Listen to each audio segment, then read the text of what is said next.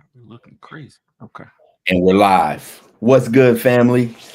Man, it's good to be back. This is the first episode of Rolam Live this year in 2025. And I got my man Danny J Quick in the building. Danny, how you feeling, man? Man, I'm happy to be alive, brother, man. Thank you for having me on. This is always a special occasion being able to get on here and talk to you, brother. So I'm sure we're gonna chop it up. I'm not sure how this is gonna go because we talk often. We talk often. So Yeah. you might know some things that regular people don't know. So let's see how it goes. Well, I'm sure that it's gonna go great. If you're new here, my name is Rolam. This is Rolam Live. This is a show where we talk about creativity, we talk about life, we talk about how it's all connected. And so please like this video, share it with somebody, subscribe to the channel, and we're gonna go ahead and get started with my first question that I love to ask creators and creatives. What is inspiring you right now, Danny? Oh man. Right now it's my kids, man. I dang on had the most fun the other night. So I got four kids. I got four children. Me and my wife, we got four kids, and my youngest daughter um has been begging me to play Fortnite with her. Like anytime she get an opportunity, she'd be like, "Hey, Dad, I want to play Fortnite." Now she is terrible. She is not good at this game, but she likes to play it. She has fun doing it. Yeah. So we got on playing duos the other night, man, and it was just the most like freeing thing. It was just the most fun that I've had, and it made me realize that like these little interactions, these little things that we do to have fun, kind of gives us the energy to keep going in times like these when it's tough out here. You know what I'm saying? So just having fun with her and DJ and Kendra and Stephanie and my wife, just doing fun things with them um motivates me to keep creating because I know the things that we make are gonna have that impact on other people. You know what I'm saying? So whether it's the comic books or the little, videos that we do. I'm gonna get you and Wally on that bike, man. I saw that video you sent the earlier, man. That's I like the idea. So Good um luck. Good luck, my boy. Good luck. so just stuff like that, man. The creativity and the good times that we have, man, it really inspires me to keep going. Yeah. For sure. For sure. For myself, I actually today I was a part of my mentor, Diane Bell, she calls it a screenwriting mastermind. It's about, I think it's 5 or 6 of us in a group of, we're all screenwriters, filmmakers. And she's just, created a space of accountability for us and helping guide us through some of this, this terrain of trying to get screenplays sold and finished and all those different things. So today was our first meeting. And it's just always good to be around like-minded creators, creatives, people, trying to move in a certain direction.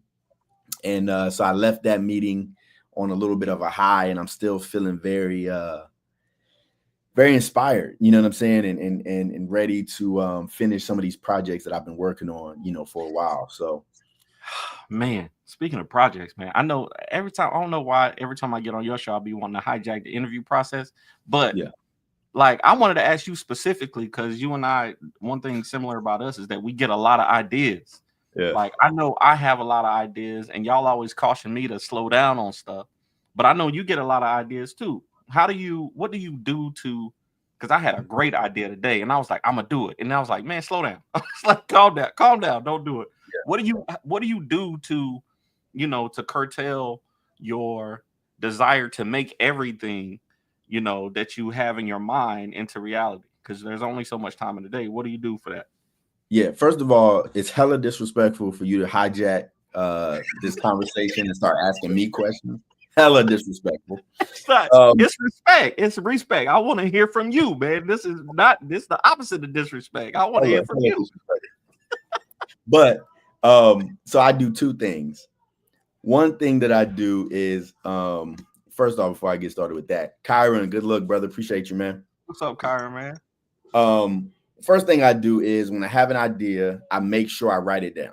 I make sure, I take 10 minutes, 15 minutes, and I just give myself the opportunity to just put it all on the page. Whatever it is I'm thinking, maybe it could be like this. I do that, right? Something else that I do is inside of my creative schedule, I put places for me to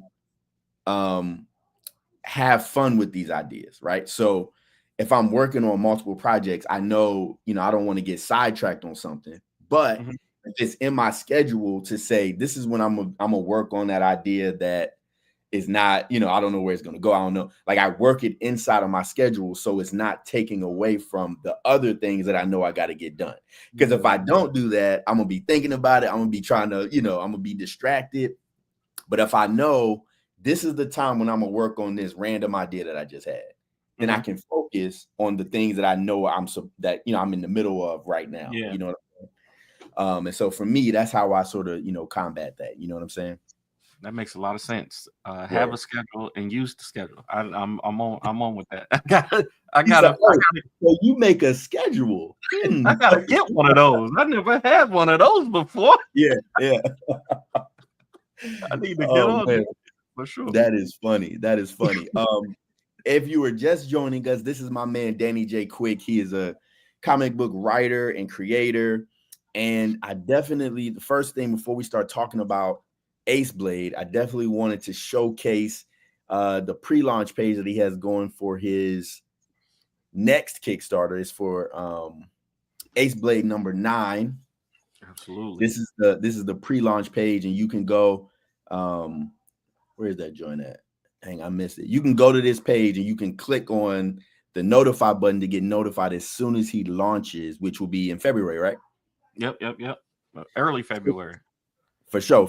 So, Danny, can you tell us what Aceblade number? Well, first, just tell us what Aceblade. What's your pitch for Aceblade? That's a good question, man. That's another thing that we talk about. So, I've been working on this pitch, man. Thanks to Ro, man, because we've been at shows together, and I love the way that you pitch your comics. So I've been, when they say iron sharpens iron, I'll be trying to figure out my pitch for people. So. My go-to pitch for Aceblade is basically, what if you believed you were the best fighter in the world, but the only way to prove it was to put on a mask and fight supervillains in your city, who have all these amazing superpowers, but you don't have any, right? So Aceblade is basically a guy who just wants to prove to himself and to the world that he is the best fighter, that he worked his entire life, to be this supreme fighter, and he wants to prove it. So yeah. And so talk a little bit about Aceblade number 9. We were just talking about how much of an accomplishment it is to, especially as an indie creator, to be on the 9th book in the series, which I think this is a new story arc, or is this a part of the same one? This is a new one. This is part of the Cream. This is still in the Cream saga. So I started the Cash Rules Everything Around Me with issue 6. So 6, 7, 8, 9, and 10 are in that saga, and this is continuing the story. So the first 4 books was basically, the origins of Aceblade, why he decided to put on a mask. Then I did the one shot, which was villain season, where Aceblade had to fight 4 villains in one night. And then I started the Cash Rules Everything Around Me arc, which is all about how in this fictional Vegas city where Aceblade operates, he starts to see that every aspect around him is literally in opposition to him. So the press, is doing their own thing to try to make their money. The police some of the police officers are corrupt, and they're, doing their own thing to further crime and to hurt the community. The politicians, then what is it? Oh, thank you. So everything around them is basically saying, yo, we want to feed into the corruption in Vegas City. And you hear TikTok? You hear TikTok? Well, I was actually laughing at this, and I didn't, I was thrown off. Yeah. Just, and while we're here, shout out to my man Imani. How you feeling, man? How you feeling? Shout out to Imani, and shout out to Kyron and Suckblade, man. That's a good one. We still gonna do that, Kyron. Don't worry about it. But yeah, man. So this issue, basically one of Terrell Durham's students, has gotten locked up in a prison, and he feels the responsibility as Terrell Durham and as Aceblade to help her out before she gets sucked into this system that breeds these criminals and these supervillains. So he's to the point where he's frustrated and is willing to kind of risk his safety to kind of get her out of prison, and has to reach out to a member of the press that he previously didn't trust to kind of try to share his side of the story. Gotcha. So, what inspired the story behind this particular issue, or if you could talk about the whole arc if you want to, but what was the inspiration for this? Yeah, man, I think the whole Cash Rules Everything Around Me. I was listening to that song actually. We're gonna address that, Kyron. Don't worry about that. We're gonna address that. We're gonna address that. The whole story, the Cash Rules Everything Around Me arc, I think came from really listening to that song in a different way and saying, okay, the system, everything around me is ruled by money and greed, especially in Vegas City, where it's a place where you would go to kind of hit it big. You may risk it all to do these things. And the system around us is made, to, feed into that. And people, and people, and people, are willing to do anything for money these days. So it's easy to be corrupted.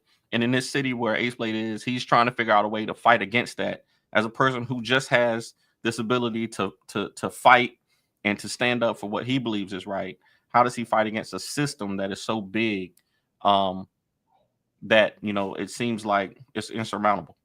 Yeah. So let's talk about this real quick before I ask my next question. Go ahead, Danny. What would you say to this? Kyron wants to know what I'm saying. Go ahead. Who will win in a battle, Scarlet Ranger or Aceblade? You see, the thing about it is that I personally know that Scarlet Ranger only wants to make his granddad proud, and if he fought Aceblade, he would not do that because Aceblade is his supreme fighter. Like that's his thing. Like he just is a fighter. Now Scarlet Ranger does have some dope tools that he could use to get an advantage on Aceblade. He's got some, he does the tech thing. He got the, he got the hoverboard. You know what I'm saying?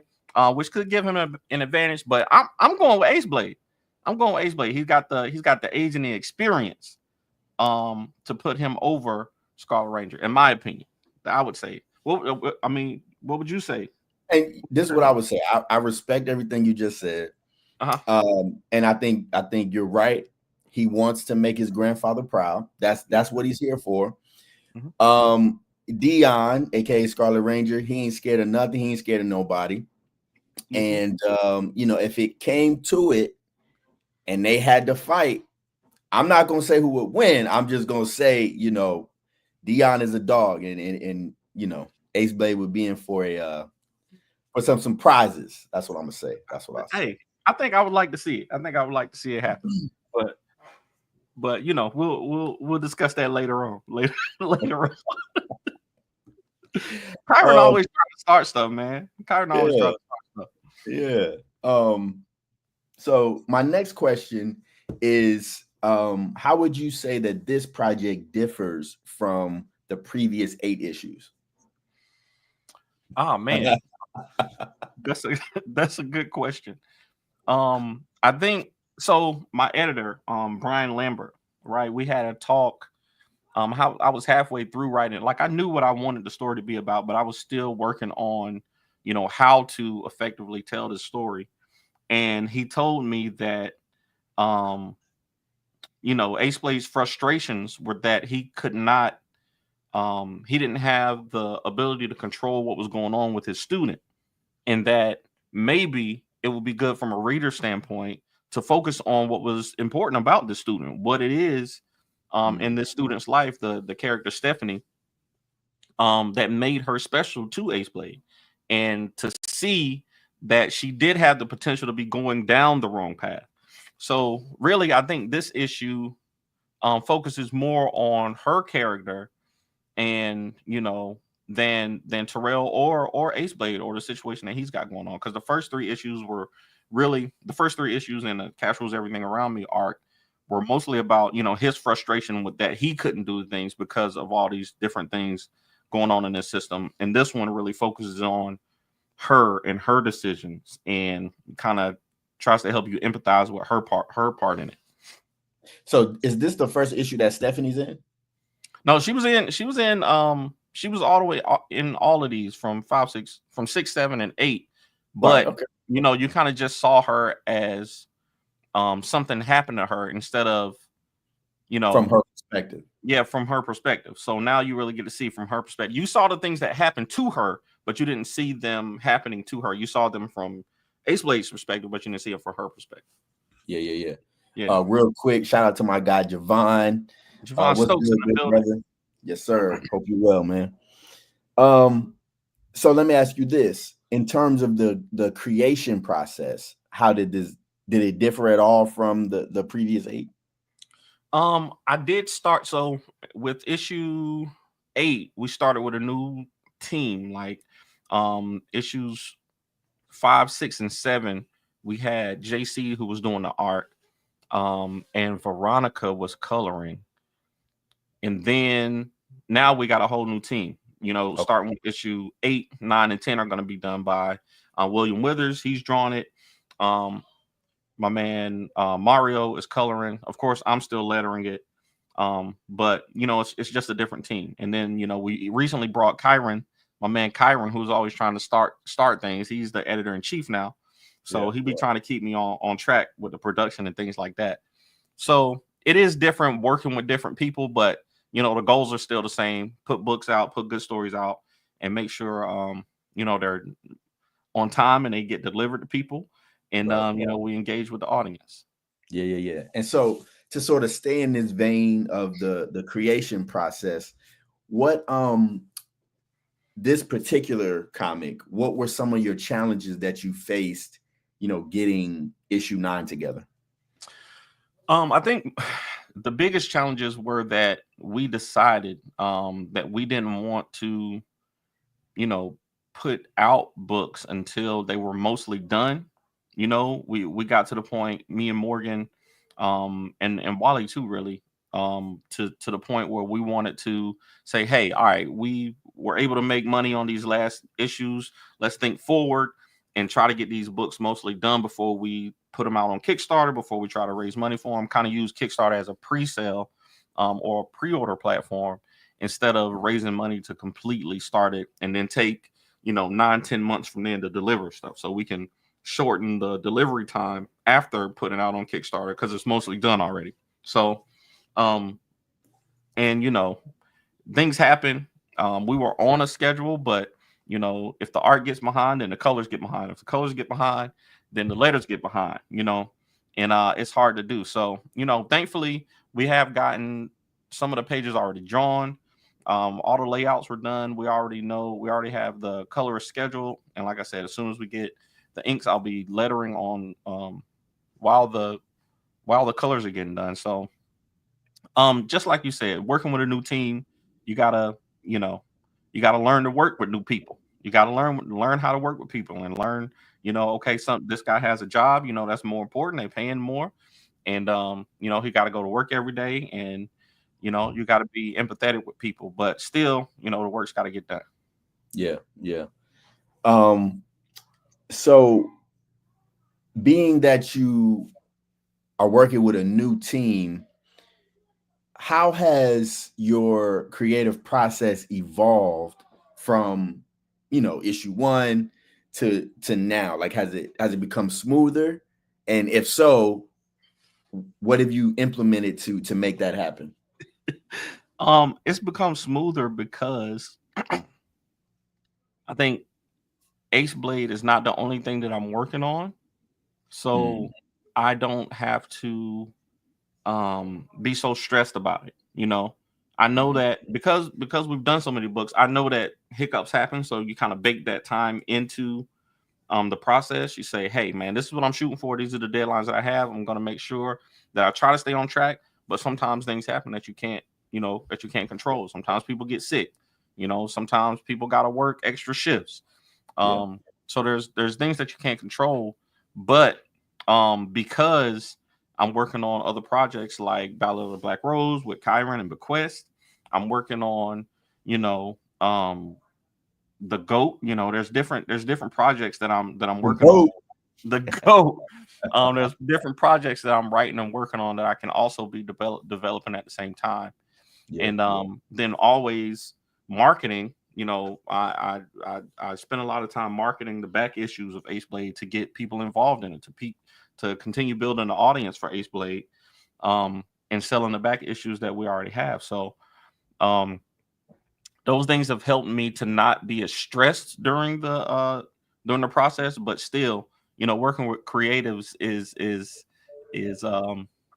I don't know what the word I want to use is because I don't want to be working with creatives can be tough sometimes, you know, Mhm. especially in the indie landscape. You know, like I said, most of the creators that you work with have full-time jobs or they got other responsibilities, and they're trying to break um into the comic space, so they may not be drawing or coloring full time. So you know, Yeah. it doesn't always seem like a priority all the time, but you know, it still got to get done.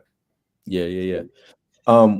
Are there any specific creators that have influenced this particular comic? Mm, that's a good question. That's a good question.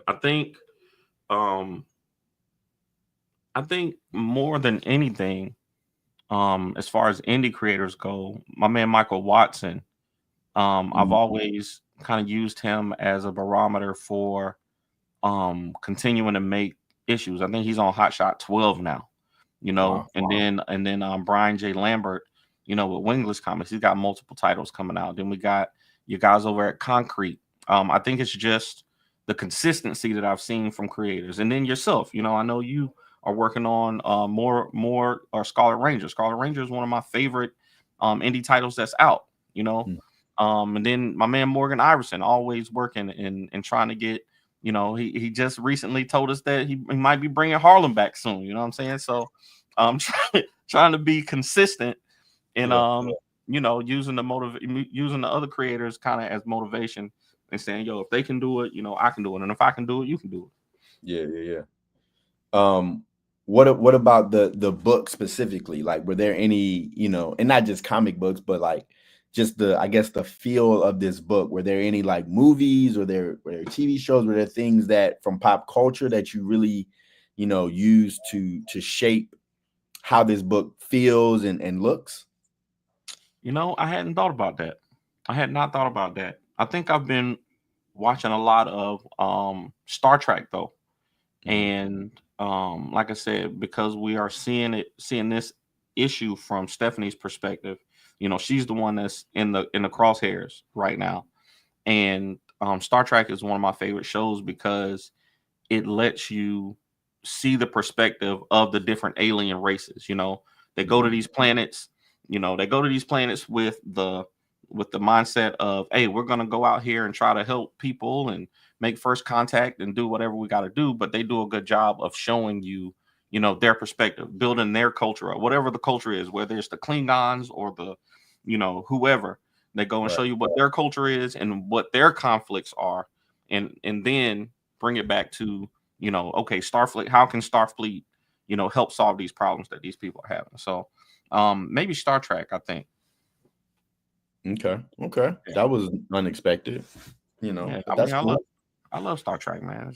That's my Yeah, no, no, no. I mean, I love Star Trek as well. I just think Ace Blade being, as they say, a street level hero, I wouldn't yeah, yeah, expect you to say intergalactic, yeah, yeah. I can say non-violent, it is what it is though. Like I think it's cool. hey, you know, I was you caught me off guard with that one. I had to think quick. I don't know. He said- He's like, yo, just say anything, dog. Anything's gonna work right now. Just Make say it make whatever. sense. Try to make it make sense somehow. I don't know. Um, are there any we talked a little bit about theme, and I just wondered that some of the themes that you mentioned about this book were these themes that have been in throughout the entire Aceblade run? And if not, what were some of the themes that you touched on previously? I think so. I think because greed is the main Mhm. theme of Ace Blade. Like I'm just trying to find different ways to kind of explore that. And that's one of those themes that anybody can relate to, you know. Right, right. Um and I think because theme is so heavy, because the theme of greed is so heavy in Ace Blade, most of the villains are born out of greedy situations. Most of the conflict is born out of greed. Yeah. I was just trying to find a different way to approach it because usually that's a systemic problem. Mhm. You can see personal problems that come with greed, but um, in my opinion, if the system is there to kind of entice you into it, like we in real life right now, we got literally sports betting, we got casinos everywhere, we got every day, like the lottery is growing bigger and bigger, and they're like, hey man, buy a $50 scratch off, and I'm like, man, like I you know what I can do with that $50? I should use that to buy some food for my family, but that thing on $400 million, like it's enticing. Right. And so I'm just thinking, like, how can I use Ace Blade to how can a person affect a community, and kind of show them that greed is destructive, and then Mhm. even um his main villain, Gutshot, his whole thing is, and I don't know if I should say this, but they're both Ace Blade and Gutshot are, believe in, hey, being the purest form of yourself, right? So Ace Blade thinks that who you are is in your mind, and Gutshot believes that who you are is in your carnal actions, your carnal instincts are who you are. So if you lean into your carnal instincts, it is fight, kill, you know, make money, sacrifice other people for myself. Whereas Ace Blade, says that your true self is who you believe you are on the inside, and you can make choices against your instincts. So, um, yeah, I don't know if that answered the question, but that's where I went with it. Yeah, I don't know either, but it's all good. Um, no, it definitely answered the question. Um, I do wonder, you did touch on this a little bit just in terms of, you're seeing some of these ads and you're seeing these casinos and this, that, and the third. Mhm. But what is your personal interactions or your personal experience with this feeling of greed? What is your personal um encounters with that? Like, what has that been like for you? I know for myself, I think that we have to like balance those things, man. I like going to the casino. Me and my wife, there's one, an Ah, hour. it comes out. I enjoy it. Like I enjoy going, but I know that I have to set limits for myself. I know that I have to say, hey, I'm going here with this amount of money, and I'm not going to the ATM after that. I'm not taking no loans out to go gamble. You know what I'm saying? I know that I have to set a limit for myself, and that I'm just going here to be entertained. I'm going here to have a good time. But I've seen a lot of times people can't turn that off. You know what I'm saying? Like, what they say, scared money don't make no money. You know what I'm saying? Like I've been at the casinos, and I'm seeing these dudes. They got thousands and thousands of dollars, man. Hey, I ain't watching your pockets, but I know for me, I'm not putting thousands and thousands of dollars That's down. for me at my house. That's for me. That's for me in my house. We're gonna be conservative with this thing. Yeah. So I think it came from years ago. Me and my wife went to the big casino here in North Carolina, the Cherokee casinos. Yes, that's the one I was talking about, Will Danville. That's the one I'm talking about. But years ago we went to. This your artist, right? Yeah. That's Will. That's the artist right Sure. there. For sure, He for sure. just sent me a cover today, as a matter of fact. Um, Okay. We so get an exclusive reveal? No? Okay. I'm sorry. I'll drop it, man. I'll send it to you. No, I'm playing. Um, Keep going. but but me and my wife went to Cherokee way back in the day, and it was probably the first time I actually been to a casino. And we went in, and I was like, yo, I'm looking around, and I'm like, yo, this is not like, I'm looking around like this. They got gold statues out here and the built like the huge columns and whatever. And I'm literally seeing them all like, yo, this is nice. And some random dude walked by and was like, how you think they built all this? How do you think they built all this? And I was like, you know what, you right. The whole thing is for you to come here and give them your money. Like, that's the whole thing, for you to go here and lose your money, because all the games are set up for you to lose. Yeah. You know, there are odds that you can win. You can win the game, but the odds are that you are going to lose. The house always wins. So, you know, me hearing that or realizing that early on kind of shaped my perception of, you know, the whole thing. And the same thing with like sports betting and you know, all these games that you can download and win money on and all that stuff. Like, you just got to set your boundaries and stick to them. And realize that the system is made for you to lose. Like, it's made for you. They want you to spend your money, and they ain't gonna stop you from doing it. You gotta stop yourself. Right. Speaking of spending money and giving money to people, if you're just joining us, we definitely want to make sure you know about Aceblade's upcoming. There we go. Yeah, there we go. Aceblade's upcoming Kickstarter that's going to be dropping early February. You said, right? Yep, February 5th. It's for Aceblade 1 through 9, so definitely be looking out for that. The link is scrolling at the bottom. It's also in the, I keep wanting to say show notes, but I think it's the description of the video. So definitely hit the notification button to get notified. Well, you got 70 followers already. Okay, there we go. That's what I'm talking about. Big time. So speaking of this Kickstarter, what is your personal way to gear up for your Kickstarters? Like, what is there, like a certain ritual you go through? Is there a certain, you know, what does it look like for you to get ready to launch a Kickstarter? It's chaos, man. It's chaos. Like, I think we've tried so many things over the years, and you know, everything has been hit or miss. But I know I enjoy making content. I know I personally enjoy the creative process and talking about the books. You know, I'm passionate about the stories that we tell. So I always want to just make sure that I'm prepared. Just make sure that, hey, there's a place to send people. I give them the information. I talk about the information, and then the algorithms can do what they want. You know,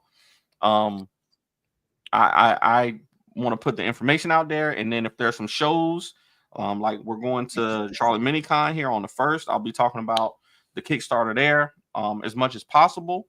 I will be, you know, making content around the Kickstarter. I will be, you know, putting stuff out online using my email list and doing all of that, but also reaching out to people who I know have backed Aceblade in the past. The people who have asked me recently, hey man, when's the next issue coming out?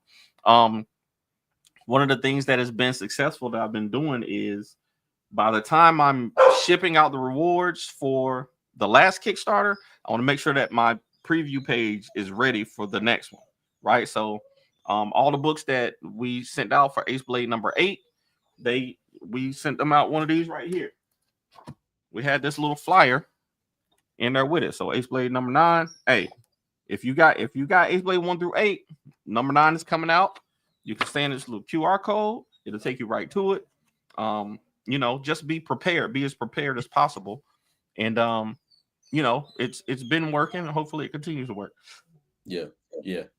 And you know, as somebody who also does Kickstarters, I know the stress that comes with that crowdfunding process, right?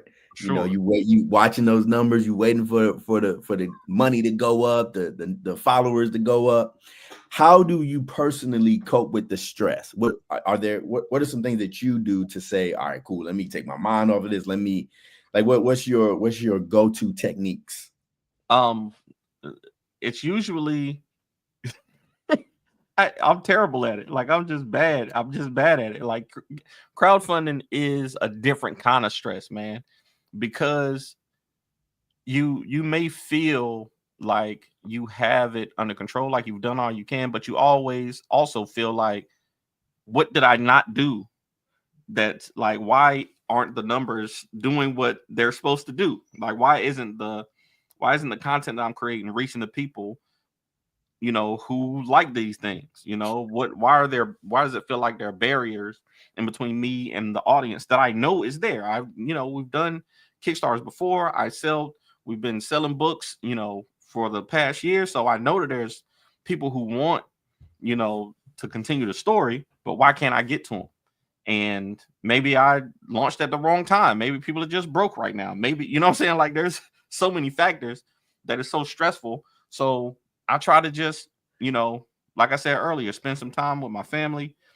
Make sure that I got a schedule, like you said. Like, there's a schedule. Hey, do not check your phone after 9 o'clock. Don't be up 10, 12 o'clock looking at Kickstarter backers. People sleep. They're not backing your Kickstarter at no 3 a.m. Why am I up looking at numbers? You know what I'm saying? So stick to the schedule. Make sure I post during, use the information that we learn. Hey, there's prime times where people are on social media. This during the daytime, people are gonna be on social media. And then, the people who are on after those times, let the content that you post during the day hit them people. Don't be sitting up trying to post content. And then, hey, when it's outside of that time, spend some time with my family, go play some basketball, do something physically active to get your mind. Yeah, man, I'll be out there, man. Be out there. You know what I'm saying? I might not be Roland when it comes to, I seen your video with your jump shots. I might not be Roland from the 3-point line. Yeah, but everybody can't do that. It's all good. Layup or two, though. I can hit a layup or two. I can dig it. So what rewards, what goodies can people expect from this campaign? Man, one popular thing that we had on the 8th Aceblade campaign that we brought back is these action figures, man. My man Christoph Holler, the co-creator of Aceblade, he made these action figures, and they did really well on the first campaign, and people asked us to bring them back because we had a super limited amount. We only had 4, I think, during the first campaign, and we got 5 for this one. So we're gonna do the same thing that we did in the last one. We're gonna do the action figure with the variant cover bundle. So all 4 variant covers for that we got planned for issue 9, and the action figure for 225, I think it is. So that's one. And then, of course, we got all of the comics are going to be available, the bundles of the comics. We also are going to be having these Stay Vigilant hoodies. That'll be the first campaign that has the Stay Vigilant hoodies. And then, t-shirts. We got a card set by Kyron Silva that kind of breaks down some of the characters from the Aceblade series that he did for the last campaign. We're bringing those back because people like them. So we got Aceblade and Blackjack, and then on the back of the cards, it tells you a little bit about them, and if they're a hero and a villain. And we're gonna be bringing those back too. So we try to keep it standard, because the shipping process, when you got all kinds of stuff, can get crazy. Like, we did shoes one time, and it took me like over a year to get them shoes to people. Oh, wow. Yeah, it took me a long time to get them shoes to people, and I really didn't like that. Why was that so difficult? Because they were drop shipped, but I was trying to get all of the shoes to me so that I could then ship them to people. And I ended up holding all of the shoes this was during the time that I had the studio, and I ended up having all the shoes there, and I just, I didn't have the money anymore to ship. I had already spent the money that came in from the Kickstarter, so I didn't have the money to ship it back out to people. And I was like, bro, what am I doing? Like, why did I do that? So, like, and then the packages were so, like, the shoe boxes are a different size than comic book boxes. You're trying to ship those together, and it's like, bro, now I'm shipping this box and it's $40 when I only charged $10 in shipping. I didn't know that. I didn't know it was gonna be $30 to ship this shoe box. You know what I'm saying? Like, it was just crazy stuff. So, yeah, we're trying to keep it standard. We're trying to keep it standard here for this Kickstarter. It's gonna be books, t-shirts, hoodies, and card sets. We're But gonna you have know what? I will say we was at a con one day and you was selling shoes and these young men were walking past and they look and they say, yo, they got the Aceblade shoes, yo. and I love it. Like, and it Said, is yo, dope. this a hit in the street, bro. He said he got them Aceblade ones, man. I ain't never seen them before. I gotta cop these, yo. He tried them on and everything, man. I was like, bro, you can't fit that. I only had Oh, one size. he didn't buy it? He didn't buy He it? didn't buy them. No, he didn't buy them. He tried them Oh. on. He said they was too small because I had like an 11 or so. I only had one pair left or something like that. I was like, bro, yeah, that's not something that I can do. That's why we. Wait, that's why they was a size 11 and they were too small? Yeah, they was too small for my man. I said, bro, I can't help. So, hey, but yeah, man, just all the different kind of things. We're gonna have some sketch covers. My man, our brethren Wally is gonna be doing some sketch covers for the campaign. Kyron is gonna be doing some sketch covers for the campaign. And we have a joint cover. I didn't know if you wanted to tell nobody yet. I didn't know if you wanted to tell them. We out here. Yeah. So exclusive. Yes, there is exclusive. There is a joint Scarlet Ranger Aceblade cover in the works for issue 9. That's gonna be a variant cover. I think it's gonna come out dope. You got the preview art? You want to show them the preview? I don't have it pulled up. We can wait. I don't have it pulled up right now. I just thought about it actually. Yeah. So Wally is working on a crossover cover. And we're gonna do our best to lead in. Have you already announced the date for Scarlet Ranger, right? We're gonna do our best. March 7th. We're gonna do our best to lead straight into Scarlet Ranger for March 7th. So yeah, man, I'm hyped, man. I'm hyped about it. So when does your campaign actually launch? It's gonna launch. It's supposed to launch on the 5th, but I'm always do it early, so it might launch on the 4th. It might launch on the 4th in the afternoon. And it's gonna end when? March 5th. So it's supposed to go from February 5th to March 5th. Oh, okay. So it'll be like, I don't know why I thought we was gonna overlap, but remember, I remembered like I was only gonna do 2 weeks at one point. I was gonna do a shorter one, and I was like, Rose gonna be right there after me, so I might as well extend it and try to, use that time to raise as much as we can. But the length of the Kickstarter also adds that stress to you. Like, because for some reason, I don't know if you had this experience. Yeah, that middle part sometimes be super dry. You'd be like, bro, no pledges? Like, I got no pledges today. What's up with that? Right. So yeah, that's tough, but we'll see. Yeah. We're gonna figure it out. So I did want to ask this. You named some rewards that you're excited about or that you're gonna have. What I want to know is, which rewards are you personally excited about? Like which ones are you? Because sometimes I'll speak for myself. When I'm doing my Kickstarter, like, yeah, I'm putting the rewards, but there's certain tiers where I'm like, yo, this is the one right here. Like, I cannot wait for people to get this joint. You got something like that? I'm more excited about these hoodies. Like, I think these people have been really receptive to the that hoodies. one you have on. That one you have on. Yeah. So it's the Stay Vigilant. The Aceblade Stay Vigilant hoodies. We're gonna have them in 3 colors: black, white, and purple.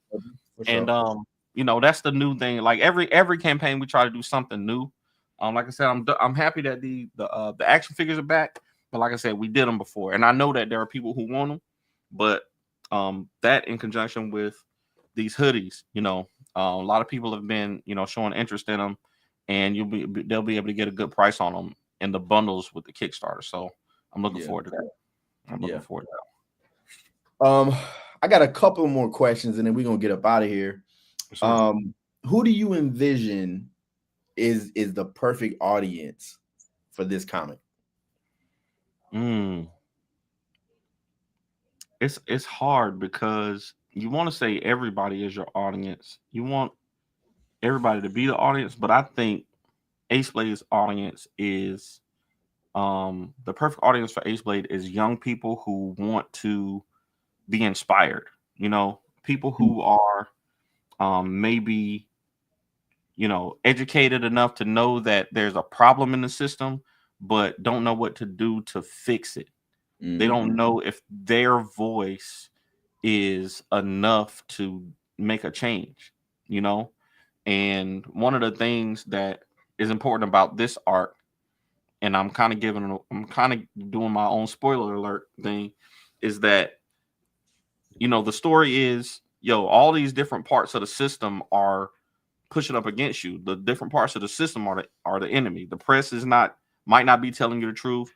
The police system, the prisons, the politicians, you know, you know, they're all corrupted by this greed.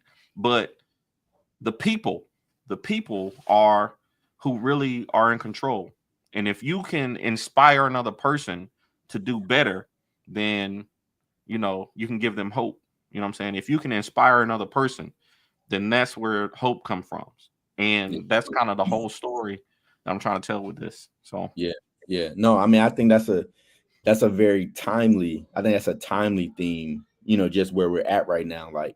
mm, Like you said, you know, you can see that something needs to change, but you mm, question whether or not your voice has the power to impact. You know what I yeah, mean?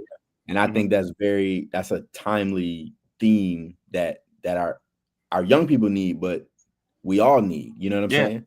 yeah, facts, And the facts. other thing I would say when you said, you know, you want your story to be for everybody, but you know it's really not.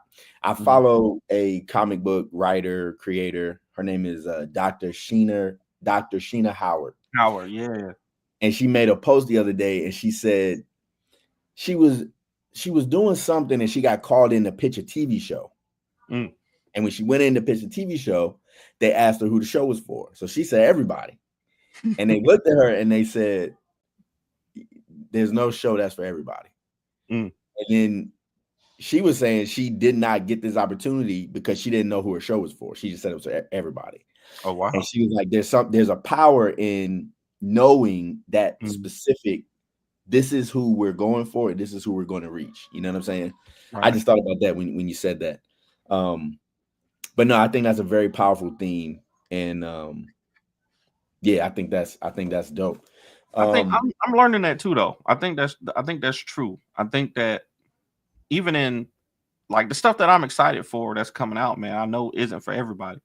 And I want them to be successful because I enjoy, like we've talked about this before. I enjoy a lot of stuff. You know what I'm saying? Like right. the new Captain America movie that's coming out. I'm really looking forward to it. We was Yeah. just talking in the thread about um Tomi Adeyemi, you know, announcing her cast for her project for for her movie. And like I'm excited for that, but I know it's not for everybody. I know that's not a story that's for everybody. I know Right. it's a story for me though. I know it's a story for me and my children, and I'm Right. excited about it. And that's enough though. But that's enough. It don't Right. got to be for everybody.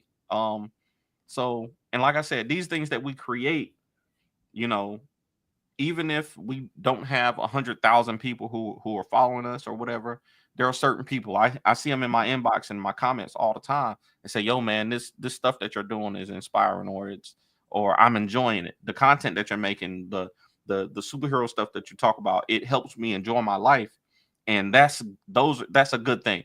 You know what I'm Right. saying? These comics, when I look at the images that you send us of Scarlet Ranger, like I'm like, yo, this gives me a moment of joy. You know what I'm saying? It gives me a moment of joy in these times where there's a lot of stuff, bad stuff that's happening in the world. And that makes it worth it to me. And I'm glad that you're creating because it helps me. You know what I'm saying? And I hope my stuff does the same thing, even though it's not for everybody. Yeah. And I would venture to say it shouldn't be for everybody because I think there's a power in specificity. There's a Mm, power in um I feel like when you try to make something for everybody, you end up doing like, you know, like cookie cutter, you know what I'm saying? It's not really, it's not unique to anybody. It's just, you know, it's yeah, just wild. It could be anything, right? But when you really make something for a specific person, I it can be think more that's impactful. it's impactful, but that's where connection happens. You know what I'm saying? Yeah, That's where yeah, we yeah, can connect, and that's where we can build that community. You know what I mean? for sure. Um, and so yeah, I think that's it's a very interesting thing to think about. Um, my last question, This might not be my last question actually, but how do you think that this comic reflects the current moment in the industry? Oh man, there's a lot of stuff. Yeah, I don't know if you saw the news about Diamond, but there's a lot Oh, of yeah. deregulation going on right now. Like there's no set structure for comics, you Hmm. know. And a lot of people have been saying for years that comic books are dying. And we can see evidence of that. We can see that it's hard to make money making comics. It's hard to build a system um that is conducive to making comics and to keep making comics. And all the marketing around comics is just to get to movies now. Is just to get to deals where the actual money is made. So I think this comic is this comic is like we said, that inspiring piece to at least just keep making things. You know what I'm saying? That Aceblade's goal is to inspire the people in his community to, to speak up and to continue doing the hard work. And it is hard work making comics, but we enjoy it so much it just doesn't seem like that. But I think that we have to keep making things, and we have to keep talking about the things that we make, and supporting each other if we want to save um the industry, Yeah, I yeah, guess. yeah, yeah.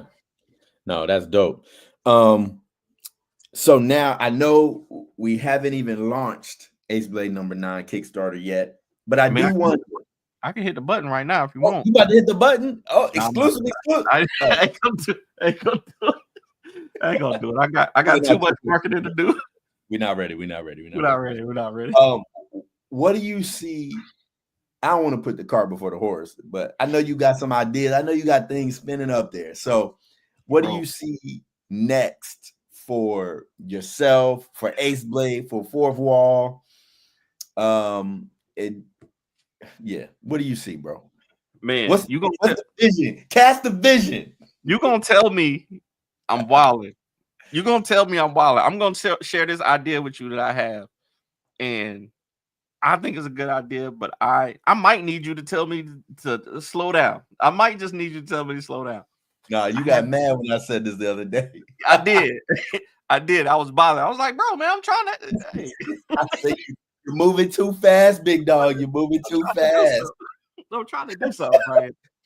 So I got this idea to make like a series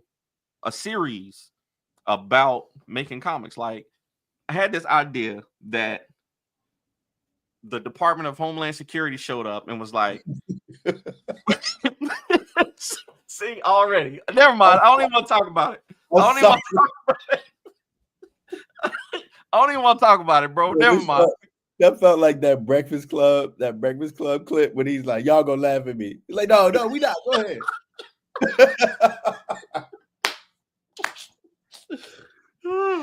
No, For okay. real. So, Department of Homeland Security shows up.